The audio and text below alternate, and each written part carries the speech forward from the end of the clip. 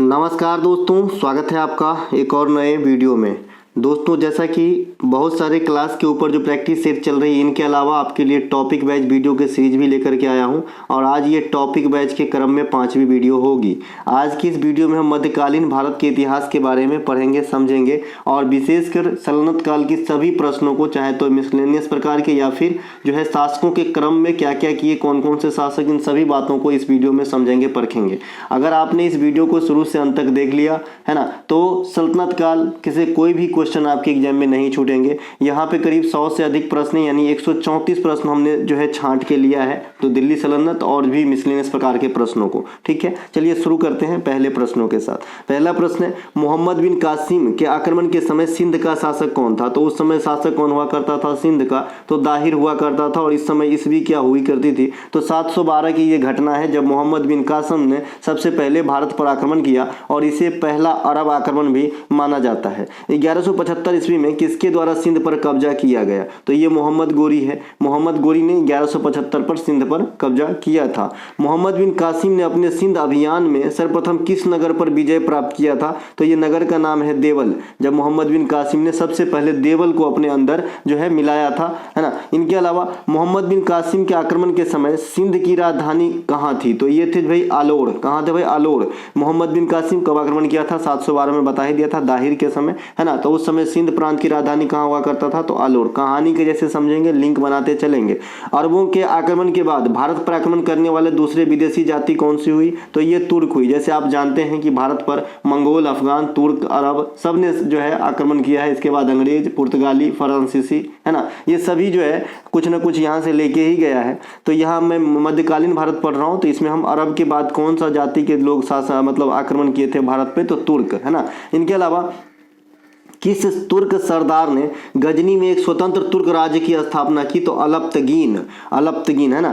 इस्माइल को अपदस्थ कर कौन गजनी का शासक बन बैठा? मोहम्मद। थोड़ा सा आपको अटपटा लगेगा, फिर जब आप मोहम्मद बिन तुगलक या फिर आप कुतुबुद्दीन ऐबक के पास पहुंचेंगे तो आपको जो है बड़ा अच्छा लगने लगेगा, फिर कहानी के जैसे आप समझने लगेंगे। हालांकि कोई भी प्रश्न न छूटे इसीलिए मैं थोड़ा जड़ से ही ले लिया हूँ, ये भी आप लोगों के लिए अच्छा ही रहेगा। मोहम्मद गजनी ने भारत पर कितनी बार आक्रमण किया था? तो 17। अब आ रहा है वो समय जहाँ से आप पढ़ना चाहते हैं। इसके अलावा मोहम्मद गजनी का प्रथम आक्रमण किस ईस्वी में और किस हिंदुशाही राजा के विरुद्ध हुआ था? तो 1001 ईस्वी में गजनी का प्रथम आक्रमण था और उस समय का राजा कौन था? जयपाल। ठीक है। मोहम्मद गजनी ने गजनी में आक्रमण, सबसे चर्चित आक्रमण कौन सा था? जो गजनी बहुत सारे आक्रमण किए, तो सबसे चर्चित वाला आक्रमण कौन सा रहा? तो सोमनाथ पर। ये कब हुआ था? 1025-26 ईस्वी में, और ये इनका 16वां आक्रमण था भारत के अंदर। मोहम्मद गजनी की मृत्यु कब हुई थी? तो ये हुई थी जी आपका 1030 ईस्वी में। अल-बरूनी का वास्तविक नाम क्या था? तो जो मोहम्मद गजनवी के साथ भारत आया था, तो इनका नाम था रेहान मोहम्मद बिन अहमद। ये किसका नाम है भाई? ये अल-बरूनी का नाम है। अल-बरूनी काफ़ी ज़्यादा जानकार आदमी, विद्वान थे। ये मोहम्मद गजनवी के साथ भारत आया था। ये अपना जो लिखन पढ़न के काम करने लगा और मोहम्मद गजनवी क्या किए तो आप सभी जानते हैं। इनके अलावा अल-बरूनी के द्वारा रचित पुस्तक का नाम क्या है? किताब उल हिंद है। कौन सा भैया? किताब उल हिंद। किताब उल हिंद या तहकीक हिंद मूल रूप से किस भाषा में लिखी गई थी? जैसे अभी आपके एग्जाम में एक क्वेश्चन पूछा गया था कि रेहला की भाषा क्या थी, तो आपको बताना है। वहाँ भी अरबी होता है रेहला। और ये जो किताब उल हिंद है ये भी अरबी भाषा में ही लिखी गई थी। इसके अलावा आपसे एक पूछा जाता है कि गुलामगिरी पुस्तक किस भाषा में लिखी गई थी? जो आपका ज्योतिबा फुले साहब लिखे थे, सत्यशोधक समाज के संस्थापक भी थे, तो ये मराठी भाषा में लिखा गया था। फिर आपसे पूछा जाता है कि केसरी पत्रिका का जो संपादन आपका बाल गंगाधर तिलक किया था, ये किस भाषा में लिखा गया था? तो फिर बताते हैं मराठा भाषा में। ठीक है। और बाल गंगाधर तिलक एक मराठा पत्रिका का भी संपादन किया था, तो ये था जी आपका इंग्लिश भाषा में। ठीक है, मराठा था इंग्लिश भाषा में और जो केसरी था वो था मराठी भाषा में। ठीक है। इनके अलावा मोहम्मद गजनवी के आक्रमण के समय भारत का शक्तिशाली राज्य कौन था? तो कन्नौज। कन्नौज जो है हमेशा से शक्तिशाली रहा है। थानेश्वर कन्नौज आप सुने होंगे, हर्षवर्धन की प्राथमिक और द्वितीयक राजधानी। राजधानी क्यों सेलेक्ट करता है कोई आदमी की? और वो हर दृष्टिकोण से, चाहे तो ट्रांसपोर्टेशन हो या फिर अन्य कच्चा माल वगैरह की उपलब्धता में जो है सहूलियत हो, तो ऐसे ही जगह को राजधानी चूज किया जाता है। तो कन्नौज हमेशा से ही परिपूर्ण रहा है अपने आप में। इनके अलावा शाहनामा मोहम्मद गजनवी के किस दरबारी विद्वान की रचना है? तो शाहनामा आप जानते हैं फिरदौसी के द्वारा लिखा गया है। मैंने नामा पे करीब जो है आपका 7 से 8 पुस्तक का नाम बताया हूँ। सबकी राइटर अपने मन में जरूर एक बार रिकॉल कर लीजिएगा। जैसे जंगल नामा अमिताभ घोष, इसके अलावा बाबरनामा बाबर, हुमायूं नामा गुलबदन बेगम, शाहजहां नामा इनायत खान। इसके अलावा ये आपका कौन सा भाई, शाहनामा, ये आपके कौन सा है, फिरदौसी। तो ये कुछ नामा वाला पुस्तक जरूर ध्यान रखिएगा। अकबरनामा अबुल फजल, है ना। इनके अलावा मोहम्मद गजनवी के दरबार की राजभाषा क्या थी, तो जो मोहम्मद गजनवी है इनकी दरबारी राजभाषा फारसी हुआ करता था। इस्लामी जगत में खलीफा से सर्वप्रथम सुल्तान की उपाधि प्राप्त करने वाला व्यक्ति कौन बना, तो मोहम्मद गजनवी, है ना। यानी सुल्तान की उपाधि धारण करने वाला प्रथम व्यक्ति कौन बना, तो मोहम्मद गजनवी, है ना। इसके अलावा मोहम्मद गजनवी की मृत्यु के बाद गौर की गद्दी पर कौन बैठा, ये जगह का नाम है गौर, है ना। तो ये आपका मोहम्मद गोरी 1173 ईस्वी में, ठीक है। गजनवी के बाद कौन है भैया, गोरी, ये भी खूब धूम मचाया और इसके बाद जो है आपकी सल्तनत की स्थापना होगी और ये चला जाएगा इंडिया से, ठीक है। मोहम्मद गोरी का भारत में पहला आक्रमण तथा दूसरा आक्रमण कब हुआ था, तो पहला आक्रमण 1175 में मुल्तान पर और दूसरा 1178 में गुजरात पर, है ना। गुजरात के जगह कभी कभी नहीं देता है, इसका जगह जो है गुजरात राज न देके जगह का नाम देता है, तो पाटन, है ना। पाटन हुआ था, गुजरात के पाटन में मोहम्मद गोरी ने दूसरा आक्रमण करा था, पहला मुल्तान पे किया था। मोहम्मद गोरी के आक्रमण के समय अजमेर का शासक कौन था, तो पृथ्वीराज चौहान साहब, है ना। इसके अलावा तराइन की प्रथम लड़ाई और तराइन की द्वितीय लड़ाई, ये एग्जाम में काफी आता है। तो तराइन की प्रथम लड़ाई और द्वितीय लड़ाई ये दोनों हुआ था लगातार मतलब क्रम में, है ना, 1191 में और 1192 में। तराइन की प्रथम लड़ाई और दूसरी लड़ाई दोनों में कैरेक्टर सेम थे, कौन कौन, मोहम्मद गोरी और दूसरी तरफ कौन थे, पृथ्वीराज चौहान तृतीय साहब, ठीक है। तो पहला में जो है चौहान साहब की विजय हुई थी, है ना, और दूसरा में चौहान साहब की हार हो गई थी। तराइन की दोनों लड़ाई काफी इंपॉर्टेंट है, आपके एग्जाम में आता है। मोहम्मद गोरी तथा जयचंद के बीच किस युद्ध, कौन सा युद्ध हुआ था तथा कब हुआ था, यह इतिहास में किस नाम से प्रसिद्ध है, तो ये चंदावर का युद्ध है, इसे चंदावर का युद्ध कहते हैं और 1194 में हुआ था, मोहम्मद गोरी और जयचंद के बीच में हुआ था। मोहम्मद गोरी भारत के बीच प्रदेश का शासन किसे सौंपते हुए पुनः गजनी वापस लौट गया, तो ये आपका कुतुबुद्दीन ऐबक। कुतुबुद्दीन ऐबक को जो है अपना से जो भी लूट का सामान था उसमें मैक्सिमम चीज को कुतुबुद्दीन ऐबक को जो है सौंपते हुए गजनी लौट गया था, है ना। तभी जो है इनके पूजा होने लगे भाई वहां पे, वहां जहां ये गजनी गए ना वहां पे आज भी इसे जो है लोग जाके मत्था टेकते हैं, इनके मजार पे बोलते हैं इनकी जो है हमारी मनोकामना पूर्ण हो जाती है ना। अब होते होंगे भाई, है ना, क्योंकि लास्ट में समूह भी लग रहा है कि कुछ ना कुछ इसे जरूर पॉजिटिव इसके मन में आया होगा, तभी जो है धन संपत्ति को छोड़ के यहाँ से चला गया था, है ना। हालांकि शुरुआती आक्रमण का रवैया कैसा था ये आपके सामने छुपा हुआ नहीं है, इसी वीडियो में आपने कई सारी चीज देखा कि कहाँ कहाँ हमला किया, किस किस से लड़ाई किया। इनके अलावा मोहम्मद गोरी के कौन सा गुलाम तथा सेनापति ने बिहार, बंगाल और कालिंजर पर विजय प्राप्त किया था, तो बख्तियार खिलजी, ये मोहम्मद गोरी का गुलाम था। और जो आपका कुतुबुद्दीन ऐबक है ना वो भी मोहम्मद गोरी का गुलाम ही था, लेकिन जो अपनी सभी पावर जो सौंप के गए वो ऐबक को सौंप के गए, ठीक है। इसके अलावा पृथ्वीराज रासों के रचयिता कौन है भैया, तो पृथ्वीराज रासों के रचयिता है आपका चंद्रबरदाई। इसमें आपको पृथ्वीराज चौहान के तृतीय के बारे में जानकारी मिलेगी, जैसे आपके इंडिका से चंद्रगुप्त मौर्य के बारे में जानकारी मिलेगी। मुद्रा राक्षस से मुद्रा राक्षस, विशाखा दत्त की पुस्तक है मुद्रा राक्षस, इससे भी आपको चंद्रगुप्त मौर्य यानी मौर्य वंश की जानकारी मिलेगी। उसी प्रकार से आपका एक है मत्स्य पुराण, मैंने आपको बता रखा है मत्स्य पुराण सभी पुराण में सबसे पुराना है, इसमें आपको सातवाहन वंश के बारे में जानकारी मिलेगी, ठीक है भाई। तो ये सब ध्यान जरूर रखेंगे। इनके अलावा मोहम्मद गोरी ने पृथ्वीराज चौहान को पराजित करने के बाद उसके किस किले पर अधिकार कर लिया था, तो किला ए राय पिथौरा। देखिए पृथ्वीराज चौहान को जो है राय पिथौरा भी कहा जाता है, ठीक है, तो ये बात भी ध्यान रखेंगे। इनके अलावा भारत में गुलाम वंश के शासन की स्थापना किसने किए थे, तो 1206 में गुलाम वंश की स्थापना कुतुबुद्दीन ऐबक के द्वारा किया गया था। गुलाम वंश को अब मजा आएगा, ठीक है। तो गुलाम वंश को हम और क्या कहते हैं, इलवारी वंश कहते हैं, इलवारी वंश कहते हैं। क्यों कहते हैं इलवारी वंश, क्योंकि जो गुलाम वंश के वास्तविक संस्थापक इल्तुतमिश हुआ वो इलवारी तुर्क था, ठीक है, तो इसलिए जो है इसको इलवारी वंश भी कहते हैं। गुलाम वंश को हम ममलूक वंश भी कहते हैं, क्या कहते हैं भैया, ममलूक वंश भी कहते हैं। स्थापना कब हुआ था, 1206 में, किसके द्वारा, कुतुबुद्दीन ऐबक के द्वारा। कुतुबुद्दीन ऐबक कौन था, तो ये जो है गोरी का गुलाम था, ठीक है। इसके अलावा गोरी मतलब लेडीज वाला गोरी नहीं भाई, लवर भी गोरी होती है, तो वो वाली नहीं, गोरी आदमी का नाम है जो आप देखते हैं यहाँ पे, देखिए ही। गुलाम वंश की सत्ता को संभालने के बाद कुतुबुद्दीन ऐबक के अपनी राजधानी बनाई थी लाहौर, ठीक है। गुलाम वंश की जो सत्ता जब मतलब गुलाम वंश स्थापना हो गई तो कुतुबुद्दीन ऐबक ने किस शहर को राजधानी के रूप में सिलेक्ट किया था, तो लाहौर, ठीक है। एक क्वेश्चन यहीं से आपको एग्जामिनर करता है कि सल्तनत काल में कौन से शासक ने सबसे पहले दिल्ली को राजधानी बनाया, और मैक्सिमम शासक ने दिल्ली को ही राजधानी बनाए रखा। तो सबसे पहले दिल्ली को राजधानी किसने बनाया, तो इल्तुतमिश ने बनाया, ठीक है। तो ये बात भी ध्यान रखेंगे, वो लाहौर से जो है दिल्ली ले आया था अपनी कैपिटल को, ठीक है। इनके अलावा कुतुबुद्दीन ऐबक में कौन सी उपाधियां धारण की थी? तो कुतुबुद्दीन ऐबक को जो है एक से अधिक उपाधि है, जैसे लाख बख्श, ये सबसे पॉपुलर है। लाख बख्श आपसे पूछा जाता है कि लाख बख्श किसे कहा जाता है। मलिक की उपाधि भी कुतुबुद्दीन ऐबक ने ही लिया था, और सिपह सलार इस प्रकार से उपाधि लिया था भाई कौन? कुतुबुद्दीन ऐबक ने। तो ये तीनों उपाधि इन्हीं के हैं। कुतुबुद्दीन ऐबक की मृत्यु भी पूछे जाते हैं कि कैसे जो है इनकी मृत्यु हुई थी। तो ये घोड़ा से गिर के जब चौगान खेल रहे थे तभी इनकी मृत्यु हो गई थी। ठीक है, कुतुबुद्दीन ऐबक को कहाँ दफनाया गया है? तो लाहौर में दफनाया गया है कुतुबुद्दीन ऐबक को। कुतुबुद्दीन ऐबक ने कुतुब मीनार की नींव रखी, 2.5 दिन का झोपड़ा बनवाया, जो कहाँ पे है भाई? तो ये अजमेर में स्थित है 2.5 दिन का झोपड़ा। और ये कुतुब मीनार की नींव किसने रखा? तो कुतुबुद्दीन ऐबक ने रखा। कुतुबुद्दीन ऐबक का उत्तराधिकारी कौन हुआ? आराम शाह। लेकिन आराम शाह जो है एक योग्य शासक न हुआ, है ना, तो आराम शाह को जो है हत्या करवा दिया कौन? इल्तुतमिश। और इल्तुतमिश जो है मुगल कौन सा भाई गुलाम वंश पे शासक को जो मतलब गद्दी पे बैठ गया, है ना। तो किस प्रकार से इल्तुतमिश कैमा शासक हुआ? तो ऐबक पहला, आराम शाह दूसरा। ऐबक पहला, आराम शाह दूसरा, और इल्तुतमिश जो है आपका तीसरा हुआ ना, तो है ना। तो कभी कभी इल्तुतमिश का जो है क्रम भी पूछता है, ध्यान रखेंगे। ठीक है, ऐबक, आराम शाह, इल्तुतमिश।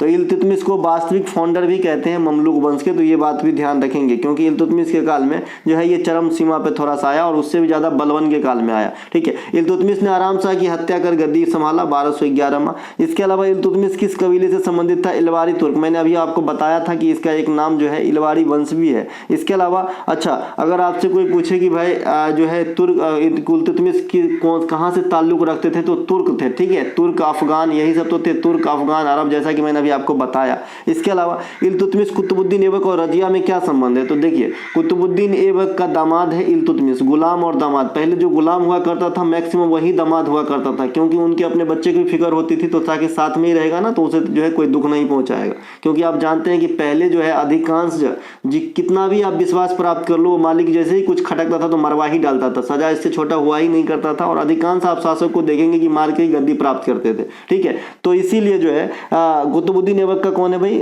इल्तुतमिश तो गुलाम है और दामाद भी है। इसके अलावा रजिया जो है ये इल्तुतमिश की पुत्री है। ठीक है, तो ध्यान रखेंगे। इनके अलावा कुतुबुद्दीन ऐबक के शासनकाल में इल्तुतमिश सबसे पहले कहाँ का सूबेदार नियुक्त हुआ? ये VVI करके रखेंगे। SSC ने जो है 2-3 टाइम इसको पूछा है कि कुतुबुद्दीन ऐबक के समय इल्तुतमिश कहाँ का सूबेदार था? तो इल्तुतमिश सूबेदार था पहले ग्वालियर का। ठीक है, कुतुबुद्दीन के मृत्यु के समय इल्तुतमिश बदायूं का सूबेदार था। तो ये दोनों अलग अलग है। कुतुबुद्दीन का जब शासक था ना, तो ये ग्वालियर का जो है आपका सूबेदार था, और सूबेदार आज भी पोस्ट होता है भाई पुलिस में। इसके अलावा जब कुतुबुद्दीन की मृत्यु हुई 1210 में, तो ये उस समय कहाँ के सूबेदार थे? तो बदायूं के। दोनों क्वेश्चन पूछे जाते हैं आपके एग्जाम में। इनके अलावा इल्तुतमिश ने किस नाम से 40 तुर्की सरदारों का जो है गठन बनाया? तो इसे तुर्कान या चिहलगानी कहा गया। इल्तुतमिश ने कौन से सिक्के चलाए? VVI करके रखेंगे। तो ये रखा है भाई चांदी का टका, ये चांदी का बना हुआ करता था, और तांबा का जितल। देखिए, टका आज भी बांग्लादेश का मुद्रा है इसी के नाम पे, और हमारे इंडिया के पश्चिम बंगाल में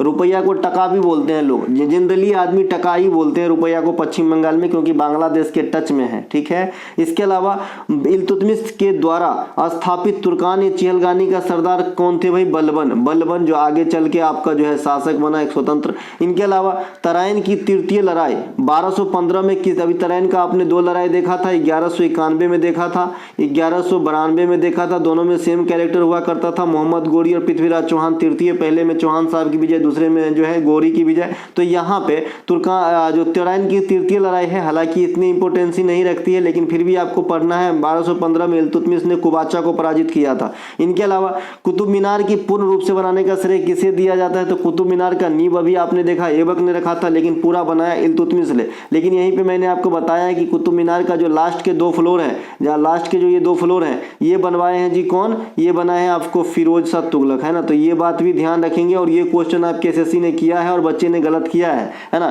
क्वेश्चन को पूरा नहीं पढ़ा। क्वेश्चन कुछ इस प्रकार से था कि इल्तुतमिश के आखिरी रूप किसने दिया, है ना। तो इस प्रकार से क्या हुआ कि जब आखिरी भाई फ्लोर जोड़ोगे तो नीचे से थोड़ी फ्लोर जोड़ाता है कि फ्लोर पे फ्लोर होता है। तो लास्ट वाला कौन बनाया? फिरोज तुगलक। इसका आंसर फिरोज तुगलक होना चाहिए। बच्चे ने इल्तुतमिश लगा के आया, जो गलती हो गई। ठीक है, इल्तुतमिश को गुलाम वंश का वास्तविक फाउंडर भी कहा जाता है ना। तो ये बात भी ध्यान रखेंगे। इनके अलावा इल्तुतमिश ने अपने जीवन काल में किसे अपना उत्तराधिकारी मान लिया था? मतलब जीते जी उत्तराधिकारी कोई बोल देता है कि मेरे मरने के बाद तुम ये बिजनेस संभालोगे। ठीक है, तो उसी प्रकार से इल्तुतमिश अपना उत्तराधिकारी अपनी पुत्री रजिया को जो है मान चुका था। इल्तुतमिश की मृत्यु कब होती है? 1236 1936 में। मिनहाज सिराज किसके दरबारी विद्वान थे? तो ये इल्तुतमिश के दरबारी विद्वान थे, ठीक है, मिनहाज सिराज। इसके अलावा किसकी हत्या के बाद रजिया दिल्ली सल्तनत प्रशासन करने वाली प्रथम महिला बनी, है ना, ये भी हत्या करके ही आई। ये कौन है भाई? रुकनुद्दीन फिरोज, ठीक है, लेकिन खुद नहीं किया, ये करवाए, ठीक है। इनके अलावा रजिया ने अपना सेनापति किसे नियुक्त किया था? कुतुबुद्दीन हसन गौरी को। किसे? कुतुबुद्दीन हसन गौरी रजिया के जो है सेनापति था, तो इन्हें भी ध्यान रखेंगे, है ना, क्योंकि आपसे पता याद होगा कि पानीपत की तृतीय लड़ाई में मराठों का सेनापति कौन था, है ना, बक्सर के युद्ध में अंग्रेज का सेनापति कौन था। तो इस प्रकार से जो है आपसे पूछा जाता है क्वेश्चंस, ठीक है। इसके अलावा है कि तुर्की गुलाम ने रजिया को अपदस्थ करने में महत्वपूर्ण भूमिका निभाई। तो गियासुद्दीन बलबन जो है रजिया को अपदस्थ करने में जो है इंपॉर्टेंट रोल निभाया है। तुर्की अमीरों ने, तुर्की के जो अमीर एक पद भी हुआ करता था और अमीर लोग भी यहाँ, है ना, तो तुर्की अमीरों ने रजिया को पदस्थ करने के बाद इल्तुतमिश के किस पुत्र को सुल्तान बनाया? तो तीसरा बेटा, उसका नाम क्या था? बहराम शाह। यानी रजिया के बाद जो है ना सल्तनत पे कौन बैठा? तो बहराम शाह बैठा, है ना। बहराम शाह इल्तुतमिश के पुत्र था, इल्तुतमिश के तीसरे पुत्र थे, ठीक है। इनके अलावा रजिया का विवाह किससे हुआ? अल्तुनिया से, लेकिन अल्तुनिया और रजिया दोनों को जो है मार दिया गया था, ठीक है भाई, ध्यान रखेंगे। इसके अलावा नसरुद्दीन मोहम्मद की जो है मृत्यु के बाद गुलाम वंश का शासक कौन बनता है? तो गियासुद्दीन बलबन। ये नसरुद्दीन मोहम्मद भी इल्तुतमिश का ही पुत्र था, ठीक है, और गियासुद्दीन बलबन का अब शासन आया है 1266 में। डायरेक्ट इसके ईस्वी पूछते हैं कि कब बैठा, तो 1266 में। बलबन ने कौन सी उपाधि धारण करी थी? तो जिल्ले इलाही। आज आपने बहुत सारे पिक्चर में इस वर्ड को सुनते होंगे, जिल्ले इलाही, आका, ये सब कहाँ से आया है? तो ये सब कहीं ना कहीं इन्हीं सब चीजों से आया है। इनके अलावा बलबन ने किसे दीवान अर्ज सेवा का प्रमुख नियुक्त किया था? तो इमाद उल मुल्क को। ये नाम है भाई, है ना, ये जो है दीवान अर्ज जो विभाग हुआ करता था, तो इसके प्रमुख नियुक्त कर दिया था इमाद उल मुल्क को। प्रमुख फारसी त्योहार नवरोज और लौह एवं रक्त की नीति, है ना, सिजदा और पैबोस की प्रथा, ये तीनों किसके नाम से जुड़े हुए हैं? तो बलबन के नाम से जुड़े हुए हैं, ठीक है। नवरोज आज भी बहुत पूछे जाते हैं। अमीर खुसरो किसके दरबार में रहते थे? बलबन के दरबार में ही रहते थे अमीर खुसरो। इसे तूतीय हिंद भी कहा जाता है, या भारत का तोता भी कहा जाता है, ठीक है। इनके अलावा बलबन का वास्तविक नाम क्या था? बहाउद्दीन, है ना, बहाउद्दीन। इनके अलावा खिलजी वंश की स्थापना किसने की थी? जलालुद्दीन फिरोज खिलजी ने। इनके अलावा जलालुद्दीन, ठीक है भाई, जलालुद्दीन खिलजी का भतीजा कौन था जिसकी हत्या कर दिल्ली की गद्दी पर बैठा? तो ये अलाउद्दीन खिलजी, है ना। आपने ये पिक्चर भी देखा होगा, अलाउद्दीन खिलजी का एक पिक्चर निकला था पद्मावत में इसे दिखाया है ना, कि जो आपका राजा था, राजा रतन सिंह, उनके खिलाफ युद्ध करते हैं। और मलिक मोहम्मद जैसी अपनी किताब पद्मावत में लिखा है कि ये युद्ध जो हुआ था रानी पद्मावती की उनकी सुंदरता के कारण हुई थी, ठीक है। तो ये सब जो भी हो, ये तो भाई 100% कहीं कुछ नहीं कहा जा सकता, ठीक है, लेकिन हमने पिक्चर ये देखा है, तो इसमें भी आपको दिखाया है अलाउद्दीन खिलजी और उसका जो है चाचा जो राजा मुराद रोल किया है, तो उसको जो है अपने गुलाम से मरवा देता है ना। इनके अलावा अलाउद्दीन खिलजी ने अपना राजाभिषेक कब और कहाँ करवाया था? तो ये 22 अक्टूबर 1296 को लाल महल दिल्ली में करवाया था, ध्यान रखेंगे। इनके अलावा जब शिवाजी का राजाभिषेक कहाँ होता है पूछ लेते हैं, तो ये भी पूछ सकता है भाई, कोई बड़ी बात नहीं है। दिल्ली में स्थित लाल महल का निर्माण किसने करवाया था? तो बलबन ने करवाया था। इनके अलावा अलाउद्दीन खिलजी ने विश्व विजय एवं एक नवीन प्रथा धर्म चलाने के लिए अपने विचार अपने किस मित्र से कहने पर त्याग दिया था? तो अलाउल मुल्क, है ना। इसके अलावा सुल्तान बनने पर पहली बार अलाउद्दीन खिलजी ने कौन सा प्रदेश जीता था? जब जो पावर में आया तो सबसे पहले कौन सा प्रदेश जीता? तो गुजरात को जीता था। कौन? अलाउद्दीन खिलजी ने। अलाउद्दीन खिलजी के शासनकाल में उसके गुजरात अभियान का नेतृत्व उसके किस सेनापति के द्वारा किया गया था? तो उलगू खां और नुसरत खान के द्वारा, ठीक है। गुजरात सबसे पहले जीता, तो वहां पे सेनापति कौन हुआ करता था? उलगू खां, नुसरत खां। देखिए, कोई किसी का जो है जीता गया नाम आता है तो शासक नहीं खुद लड़ता है भाई, है ना। जैसे अलाउद्दीन खिलजी गुजरात विजय किया, तो क्या शासक का नाम हुआ, लेकिन उसके सेनापति, है ना, जो सेना को संभाल रहे थे, तो वो और कोई और होता है। वैसा होता तो आप महाभारत देखे ही हैं, तो दुर्योधन सबसे ओवरऑल था उसके कुरु सेना में, तो यही रहता ना, क्योंकि सबसे ज्यादा बोलता वही था और उसके बात को सब मानते भी थे, है ना, क्योंकि मजबूरी भी था कितने लोगों का, है ना। तो लेकिन सेनापति तो अलग अलग लोग हुआ करते थे अलग अलग टाइम में, तो ऐसा समझिएगा, ठीक है। इसके अलावा अब ऐसा नहीं समझ पा रहे हैं तो और समझिए, जैसे आपने एक मंदिर बनवाया और आप जो है पावर में हैं, आप मुखिया जी हैं, गांव में एक मंदिर बनवा दिए तो नाम आपका होगा, लेकिन मंदिर कौन बनवाया? मजदूर वगैरह बनाया भाई, है ना। इसके अलावा अलाउद्दीन खिलजी के बता दिया, अलाउद्दीन खिलजी मलिक काफूर को किस पद पर नियुक्त किया था? तो मलिक ए नाइब, तो इन्हें भी ध्यान रखेंगे, मलिक काफूर को मलिक ए नाइब बताया था। मलिक काफूर जो है वो था, है ना, जो ट्रांसजेंडर कहिए, है ना, जो भी कहिए। इनके अलावा अलाउद्दीन खिलजी के समकालीन रणथंभौर का शासक कौन था जिसने अलाउद्दीन के खिलाफ विद्रोह करने पर मंगोल नेताओं को शरण दी थी? तो ये हमीर देव। इसके अलावा रणथंभौर विजय के बाद अलाउद्दीन खिलजी ने किसे वहां का प्रभारी बनाया? तो उल्लू खां का। अभी आपने देखा उल्लू खां सेनापति का रोल निभाया था गुजरात विजय में अलाउद्दीन खिलजी के लिए। इनके अलावा अलाउद्दीन खिलजी ने 1303 ईस्वी में मेवाड़ पर किस शासक को पराजित कर उस पर अधिकार कर लिया था? रतन सिंह। यही मैं अभी बता रहा था, रतन सिंह। ये रानी पद्मावत की हस्बैंड था जो है रतन सिंह, और ये जो है रतन सिंह का रोल किए हैं उस पिक्चर में कौन भैया?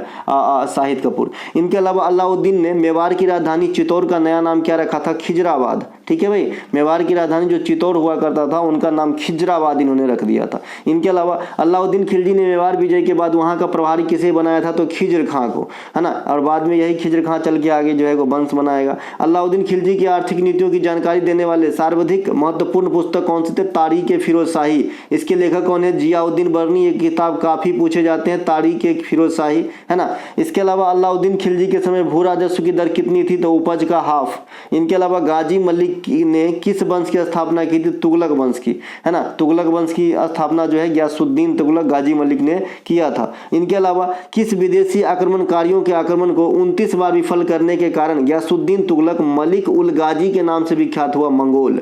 देखिए जो सबसे अधिक बार जो मंगोल आक्रमण करने की प्रयास किया ये आपके जो है तुगलक वंश के कारण में किया था, है ना, और इनको जो है विफल किया। बाद में इन्होंने एक उपाधि धारण की मलिक उल गाजी, और मलिक की उपाधि कौन धारण किया था? तो कुतुबुद्दीन ऐबक ने भी धारण किया था। गयासुद्दीन तुगलक की मृत्यु कब और कहां हुई थी? तो मार्च 1325 में अफगानपुर में हुआ था। इनके अलावा गयासुद्दीन तुगलक की मृत्यु किसके द्वारा निर्मित लकड़ी के महल में दबकर हुई थी? तो जूना खान। ठीक है भाई, जूना खान, है ना। गयासुद्दीन तुगलक की मृत्यु के बाद जूना खान किस नाम से दिल्ली पर गद्दी पर बैठा? तो जूना खान आप जानते हैं एमबीटी का ही नाम है, मोहम्मद बिन तुगलक का ही ओरिजिनल नाम है, तो मोहम्मद बिन तुगलक मतलब जूना खान। और उनके द्वारा जो बनाया गया लकड़ी के महल था वही में दब गया कौन? गयासुद्दीन तुगलक। ठीक है भाई। इसके अलावा 1336-27 ईस्वी में मोहम्मद बिन तुगलक ने अपनी राजधानी दिल्ली से कहां ट्रांसफर कर दिया? तो देवगिरी, है ना। देवगिरी का आधुनिक नाम क्या है भाई? दौलताबाद, जो कहां पे है आजकल? तो ये आपके महाराष्ट्र के औरंगाबाद में है। ठीक है, देखिए औरंगाबाद बिहार में भी है। इनके अलावा किससे मोहम्मद बिन तुगलक राजधानी, अच्छा, मोहम्मद बिन तुगलक ने राजधानी को पुनः दिल्ली स्थानांतरित कब किए? तो 1335 में। ठीक है, अभी देखिए आपने चला गया था कि भाई अब चले गए मोहम्मद बिन तुगलक दिल्ली से चला गया दौलताबाद, फिर आपका जो है वापस रिवर्ट कर लिया दिल्ली। तो रिवर्ट कब किया? 1335 में। मोहम्मद बिन तुगलक की मृत्यु कहाँ हुई थी? गोडल में। मोहम्मद बिन तुगलक का उत्तराधिकारी कौन था? फिरोज शाह तुगलक, 1351 में, है ना। फिरोज शाह तुगलक को दोबारा राज्याभिषेक, देखिए आपको अगर आपसे पूछेगा कि सल्तनत पे 2 बार राज्याभिषेक कराने वाले जो है तुगलक वंश के कौन से शासक हुए, तो बताइएगा फिरोज शाह तुगलक। ये 2 बार जो है राज्याभिषेक करवाए थे, वो 1351 में फिर से करवाए, है ना, दिल्ली में, और एक बार करवाए मतलब कम तामझाम के साथ, ये भी थट्टा में 1351 में, तो 2 बार हुआ। इनके अलावा फिरोज शाह तुगलक ने शासनकाल में भू राजस्व कितने रखा था? तो 1/3, है ना। इनके अलावा जो भू राजस्व वाला कर होता था उसे क्या कहा जाता है? खराज। क्या कहते हैं? खराज, है ना। फिरोज शाह तुगलक के काल में खराज क्या था, है ना, आपका जो है भू राजस्व हुआ करता। भू माने जो है जमीन होता है, राजस्व मतलब तो आप सभी जानते हैं टैक्स का रूप। इनके अलावा एक मान्यता के अनुसार फिरोज शाह तुगलक ने कितने नगरों को बसाया था? तो 100 से अधिक नगरों को फिरोज शाह तुगलक ने बसाया था। फिरोज शाह तुगलक सबसे ज्यादा नहर का निर्माण भी करवाया था, है ना, तो ये बात भी ध्यान रखेंगे। लेकिन नहर का निर्माण प्रथम किसने करवाया था? गयासुद्दीन तुगलक ने करवाया था। फिरोज शाह तुगलक की आत्मकथा का नाम क्या है? फतुहाते फिरोज शाही। ठीक है। किस शासक के बाद सल्तनत पर नसरुद्दीन मोहम्मद की शासन आई? नुसरत शाह के, है ना, नुसरत शाह के कार्यकाल के बाद सल्तनत पे नसरुद्दीन महमूद की शासन आई। नसरुद्दीन महमूद ये तुगलक वंश के शासक हैं, और इसी के काल में जो है प्रसिद्ध तैमूरलंग की आक्रमण अभी आपको देखने को मिलेगा। नसरुद्दीन मोहम्मद के शासन काल में तैमूरलंग का आक्रमण हुआ था 1398 में। डायरेक्ट ईस्वी पूछता है, और ये भी पूछता है कि किसके काल में हुआ था? तो नसरुद्दीन महमूद के काल में। ठीक है। इसके अलावा देखिए नसरुद्दीन बलबन भी था, नसरुद्दीन महमूद भी था। तो बलबन तथा गुलाम वंश क्या, महमूद जो है नसरुद्दीन महमूद, यह कहाँ पे है भाई? यह भी तुगलक वंश पे है। तैमूरलंग के प्रतिनिधि के रूप में भारत में कौन जाना जाता है? तो खिजर खां। यही खिजर खां सैयद वंश की स्थापना करेगा बाद में। सैयद वंश के संस्थापक कौन है? खिजर खां। ठीक है। फिजा खान ने सुल्तान की उपाधि धारण न कर, अच्छा यहाँ पे एक सेकेंड, यहाँ पे इसे खिज्र कर लीजिएगा, ठीक है, ये फिजा नहीं है ना, ये कर लीजिएगा खिज्र कर लीजिएगा। देखिए खिज्र खान ने सुल्तान की उपाधि धारण न कर कौन सी उपाधि ली थी, तो रैयत-ए-आला, ये रैयत-ए-आला की उपाधि से ही संतुष्ट था। इनके अलावा खिज्र खान का उत्तराधिकारी कौन हुआ भैया, मुबारक खान, ये जो है शाह की उपाधि धारण की थी। मुबारक शाह ने किस नगर की स्थापना की थी, तो मुबारकाबाद शहर की जो है स्थापना करी थी। मुबारक शाह का उत्तराधिकारी कौन बना था, मोहम्मद शाह। देखिए मोहम्मद शाह आपका जो है ना कहाँ पे है, मुगल वंश में भी है जिसे रंगीला बादशाह कहा जाता है, और मोहम्मद शाह आपके दिल्ली सल्तनत में भी है जो आपका जो है सैयद वंश के अंतर्गत आ गया है। ठीक है भाई, ध्यान रखेंगे, ये सब क्वेश्चन एग्जाम में ढूंढता रहता है, आपसे ऐसा क्वेश्चन कल बना देगा कि दिल्ली सल्तनत में मुगल वंश की तरह मोहम्मद शाह के नाम से किस वंश में शासक हुए, तो आप क्या कहोगे, सैयद वंश में। ठीक है, इसके अलावा मोहम्मद शाह का उत्तराधिकारी कौन है, अलाउद्दीन आलम शाह। इसके अलावा अलाउद्दीन आलम शाह ने अपना वजीर किसे नियुक्त किया था, हामिद खान का। बाद में हामिद खान को किसने मरवा दिया था, तो बहलोल लोदी से हत्या करवाया था अलाउद्दीन आलम शाह। एक बार बनाता है वजीर और फिर हत्या करवा देता है। यही मैंने आपको बताया था कि पहले मौत से छोटा सजा होता ही नहीं था। ठीक है, तो ये आपका बहलोल लोदी के साथ मरवा दिया। अब बहलोल लोदी जब उनको मार दिया, थोड़ा सा पावर आ गया, तो भाई इन्होंने लोदी वंश की स्थापना कर डाला, है ना। सैयद वंश के बाद सल्तनत की जो है लोदी वंश की स्थापना हुई, किसके द्वारा, बहलोल लोदी के द्वारा। इसके अलावा जौनपुर को सल्तनत में किसने मिलाया, तो बहलोल लोदी ने मिलाया। बहलोल लोदी का उत्तराधिकारी कौन थे भाई, सिकंदर लोदी। इसका ओरिजिनल नाम क्या हुआ करता था, तो निजाम खान, है ना। इनके अलावा सिकंदर लोदी किस शहर को बसाया, आगरा शहर को, जहां आप आज ताजमहल देखते हैं जो प्यार की निशानी है ना। इसके अलावा सिकंदर लोदी ने एक ग्रंथ की रचना की जिसका नाम लज्जत-ए-सिकंदर शाही था। यह किस पर आधारित हुआ करता था, तो संगीत से। इससे आपको क्या पता चलता है कि सल्तनत कालीन कौन से शासक संगीत में रुचि रखते थे, तो आप क्या बताओगे, सिकंदर लोदी। भाई किताब लिखा है तो रुचि रखते तभी तो किताब लिखा है ना, तभी तो किताब लिखा है। उसी प्रकार से आपसे पूछा जाता है कि भाई गुप्त काल में कौन से शासक संगीत प्रेमी हुआ करता था, तो आप कहते हो जी समुद्रगुप्त, जिसे जो है उनके सिक्का पे बीना बजाते हुए दिखाया गया था गुप्त काल के दौरान। तो ये भी पूछा जा सकता है ना।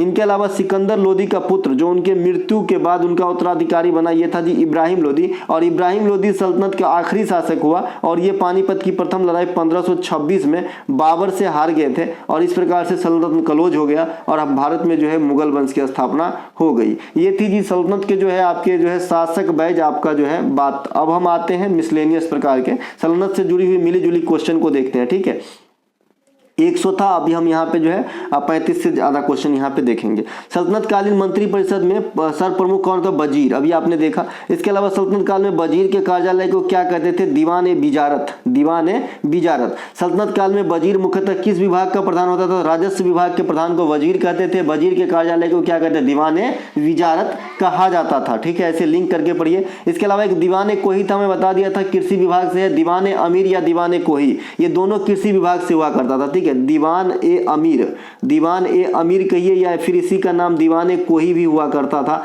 ये दोनों कृषि विभाग से था। दीवान-ए-बंदगान गुलाम विभाग से था, है ना। दीवान-ए-खैरात आपका दान विभाग से था। ये सब दीवान-ए-इंसा पत्राचार विभाग से था। तो ये सब जो है आपको ध्यान रखना है। ठीक है मेरे भाई। इसके अलावा सल्तनत काल में आय व्यय का लेखा जोखा रखने वाले मंत्री को क्या कहते थे, तो मुशरिफ-ए-मुवालिक, है ना। मुशरिफ-ए-मुवालिक। देखिए कोई भी, मैं चाहे कोई आपको जो है ये सब जो है वर्ड सिर्फ पढ़ा सकता है, इसकी जो है आंसर मुशरिफ-ए-मुवालिक। अब ये जो है अलग भाषा के लफ्ज से लिए गए हैं, तो इसकी जो शाब्दिक अर्थ है इस पे नहीं जाएगा, इतना क्या फोकस करने की जरूरत है। हमें एग्जाम में थोड़ी पूछेगा कि क्या होता है, हमको तो सिर्फ ये पूछेगा कि सल्तनत काल में आय व्यय का लेखा जोखा करने वाले मंत्री को उस समय क्या कहते थे, तो आपको आंसर देना है मुशरिफ-ए-मुवालिक, है ना। सल्तनत पर एकताओं, जो एकता होता करता था, एकता होता ना, एकता जगह, है ना। तो इसमें किसने विभाजित किया था एकताओं को, तो बलबन ने विभाजित कर दिया था एकताओं को, है ना। सल्तनत काल में प्रशासन की सबसे छोटी इकाई को क्या कहते थे, तो ग्राम। प्रशासन की जो सबसे छोटकू जो इकाई होता था उसे हम ग्राम कहते थे। सल्तनत काल में सेवा का सर्वोच्च सेनापति कौन हुआ करता था, तो सुल्तान राजा मतलब। इसके अलावा दिल्ली सल्तनत के किस सुल्तान ने अस्थायी सेना रखने की शुरुआत करी, अलाउद्दीन खिलजी ने अस्थायी सेना रखने की परंपरा को शुरू किया था। सैन्य पदों को वंशानुगत करने वाला दिल्ली सुल्तान कौन थे भैया, तो फिरोज शाह तुगलक। जो सैन्य पद था, जो सेना वाला पद था, उसे वंशानुगत कर दिया, है ना। तो ये करने वाला कौन थे भाई, फिरोज शाह तुगलक। जैसे आपने इंडियन के जो आपका पार्लियामेंट है वहाँ लोकसभा में एंग्लो इंडियन की नियुक्ति एक प्रकार से वंशानुगत समझ लीजिए, जो आप अभी हाल में ही समाप्त किया गया है 1-2 साल पहले 104वां संविधान संशोधन के द्वारा। दिल्ली सल्तनत में बड़े पैमाने पर नहरों का निर्माण किसने करवाया? फिरोज शाह तुगलक। और पहली बार किसने करवाया? गयासुद्दीन तुगलक। दिल्ली के किस सुल्तान ने घोड़ों को दागने और हुलिया लिखने की प्रथा चलाया था? तो अलाउद्दीन खिलजी ने, है ना। दिल्ली के किस सुल्तान ने वेतन के बदले इक्ता देने की प्रथा शुरू की? वेतन नहीं दूंगा, जो है इक्ता दूंगा। तो ये आपका कौन? इल्तुतमिश। इस इक्ता प्रणाली को समाप्त कर नगद वेतन फिर से कौन देने लगा? तो अलाउद्दीन खिलजी। ठीक है भाई। इसके अलावा किस सुल्तान ने इक्ता प्रणाली को पुनः स्थापित कर दिया? तो फिरोज शाह तुगलक। ठीक है। देखिए यहाँ से थोड़ा सा कहानी में आता ट्विस्ट। देखिए एक बार जो है दिल्ली में जो है एकता देने की प्रथा कौन शुरू करता है? इल्तुतमिश। ठीक है। इक्ता प्रणाली को समाप्त कर नगद वेतन देने लगता है सेनाओं को। तो ये कौन है भाई? ये है अलाउद्दीन खिलजी। इसके अलावा किस सुल्तान ने इक्ता प्रणाली को पुनः स्थापित किया? आप देखिए एक बार इल्तुतमिश की बात को काटा अलाउद्दीन खिलजी, फिर अलाउद्दीन खिलजी के बात को काट दिया फिरोज शाह तुगलक, फिर सल्तनत काल में गैर मुसलमान। अच्छा, तो यही जो है 3 बार ये चला। तो यही तो आज भी हो रहा है। जैसे अभी आपका शासन है तो आप अलग काम करोगे, मेरा शासन आएगा तो मैं आपके काम को जो है छोटा बताते हुए उसे हटा दूंगा, फिर नया कुछ करूंगा। फिर किसी तीसरे का शासन आएगा, वो मेरे काम को छोटा बताते हुए हटा देगा या फिर मॉडिफाई करेगा। तो यही जो है अपनी अपनी दिखाने की जो परंपरा है ना, वो आदिकाल से चलता आ रहा है। इसके अलावा किस सुल्तान ने इक्ता प्रणाली को पुनः स्थापित कर दिया? फिरोज शाह तुगलक। सल्तनत काल में गैर मुसलमान से कौन से धार्मिक कर वसूला जाता था और मुसलमानों से कौन सी धार्मिक कर वसूला जाता था? तो गैर मुसलमान से जजिया, कहाँ गए भाई? जजिया। और जकात, जकात जो है ये मुसलमानों से। ये दोनों धार्मिक प्रकार के कर हुआ करता था। किस मस्जिद को भारत में मुस्लिम स्थापत्य कला का पहला भवन माना गया है? तो ये है जी कुब्बतुल इस्लाम मस्जिद। ये कहाँ पे है? कुतुब मीनार के प्रांगण में दिल्ली के अंदर स्थित है। ठीक है। इसके अलावा किस मकबरे को सर्वप्रथम गुंबद कहा गया है? तो इल्तुतमिश के मकबरे को सर्वप्रथम जो है ऐसा क्वेश्चन होना चाहिए कि किस मकबरे में सर्वप्रथम गुंबद का इस्तेमाल हुआ है? तो ये जो है आपके इल्तुतमिश का मकबरा। ठीक है। इनके अलावा शेख निजामुद्दीन औलिया का जो मकबरा है इसका निर्माण किसने करवाया था? तो MBT ने करवाया था। मोठ का मस्जिद पूछा जाता है, ये लोदी वंश के शासक के द्वारा बनवाए गए थे मोठ का मस्जिद, है ना। भारत में सबसे पहले दोहरे गुंबद का प्रयोग किस मकबरा में हुआ है? तो सिकंदर लोदी का जो मकबरा है उसमें जो है आपका गुंबद के ऊपर गुंबद बनाया गया, यानी दोहरे गुंबद का रूप का जो है मकबरा है। सभी लोदी शासकों को कहाँ दफनाया गया है? तो बाग ए जूट में दफनाया गया। ये कहाँ पे है? लोधी गार्डन। आप समझ गए होंगे कहाँ पे है। इसके अलावा लोधी गार्डन वाला एक और जो है नाम बदला है भाई, कौन सा भाई? मुगल गार्डन का नाम अमृत गार्डन हो गया, ध्यान रखेंगे। सल्तनत कालीन सर्वाधिक प्रसिद्ध कवि और संगीतज्ञ कौन था? अमीर खुसरो। सर्वप्रथम किस सुल्तान ने राजधानी को दिल्ली बनाया था? अभी मैं बताया इल्तुतमिश, क्योंकि जब सल्तनत को स्टार्ट हुआ था तो पहला राजधानी लाहौर बनाया गया था। किसके द्वारा? ऐबक के द्वारा। फिर दिल्ली आ गया कौन? आपका जो है इल्तुतमिश लेके आ गया। फिर देवगिरी कौन ले गया? मोहम्मद बिन तुगलक ले गया। फिर देवगिरी से फिर कहाँ लाया? दिल्ली लाया। तो ये राजधानी में भी काफी उतार चढ़ाव रहा है। इसके अलावा बगदाद के खलीफा को सुल्तान पद की वैधानिक स्वीकृति प्राप्त वाला दिल्ली का पहला शासक तो ये भी इल्तुतमिश था। दिल्ली सल्तनत की पहला वजीर कौन था? तो कुतुबुद्दीन ऐबक। ठीक है भाई। इसके अलावा शासक भी। इसके अलावा भूमि मापन का गजे सिकंदरी, नाम से स्पष्ट है सिकंदर लोदी। बगदाद के खलीफा का नाम अपने सिक्का पर गुदवाने वाला कौन था भैया? इल्तुतमिश। सिक्का कौन सा चलवाया था, है ना? आप लोग कमेंट कर दीजिएगा क्योंकि इसी क्लास में पास्ट में आपने देखा है। इसके अलावा इल्तुतमिश के समकालीन प्रमुख मंगोल आक्रांता कौन थे? चंगेज खा। आपसे डायरेक्ट पूछता है कि चंगेज खा कहाँ का शासक था? तो मंगोलिया का। और मंगोलिया की राजधानी भी कौमिक जैसा है, उलान बटोर है, ये भी आपसे पूछा जाता है। और मंगोलिया में एशिया की सबसे बड़ी मरुस्थल है गोबी, तो ये भी पूछा जाता है। इसके अलावा सांकेतिक मुद्रा किसने चलाया था सल्तनत पे? तो मोहम्मद बिन तुगलक के द्वारा ही चलाया गया था। इब्न बतूता किसके काल में भारत आए थे? तो मोहम्मद बिन तुगलक के काल में आए थे। रेहला नामक एक किताब लिखा था, तो रेहला पुस्तक किस भाषा में था? तो अरबी। और राइटर कौन है? Ibn Battuta. सल्तनत काल में सबसे बड़ी सेना किसके पास था? तो सबसे बड़ी सेना जो है अलाउद्दीन खिलजी के पास था। विजयनगर साम्राज्य की स्थापना के समय सल्तनत में किसकी शासन थी? तो मोहम्मद बिन तुगलक, क्योंकि विजयनगर साम्राज्य की स्थापना कब होती है? 1336 में होती है ना। और ये कौन करते हैं? हरिहर एवं बुक्का करते हैं। और इस पे कितने वंश शासन करते हैं? 4 वंश करते हैं, संगम, तुलुग, सुलुग और अरबिदु। सबसे प्रसिद्ध राजा कौन हुए थे? कृष्णदेव राय, विजयनगर साम्राज्य का। विजयनगर साम्राज्य का पतन किस युद्ध से माना जाता है? तालीकोटा का युद्ध। कब हुआ था? 1565 में। तो ये सब ध्यान रखेंगे। तो दोस्तों ये थे आज का जो है मध्यकालीन भारत का जो है ऊपर पहला वीडियो। इसके अलग अलग पार्ट आएंगे, लेकिन अलग अलग दिन। कल कोई और सा टॉपिक लेकर के आऊंगा और उसमें जो है आपको अलग चीज के बारे में बताऊंगा, एक जाति के प्रश्न को एक साथ लेकर के आता हूं जैसा कि आप जानते हैं। और सभी चीज़ आपकी एग्जाम ओरिएंटेड है, तो किसी चीज़ को इग्नोर नहीं कीजिएगा। ये PDF आपको हमारे टेलीग्राम पे भी मिलेगा, और जो पेड ग्रुप में हमारे बच्चे हैं उनको तो दिया ही जाएगा, है ना, क्योंकि वो भाई कुछ पैसे खर्च किए 10, 20, 25 रुपये हमारे ऊपर, तो उसको तो हमारी पहली रिस्पॉन्सिबिलिटी बनती है। मिलेंगे अगले वीडियो में। जय हिंद दोस्तों।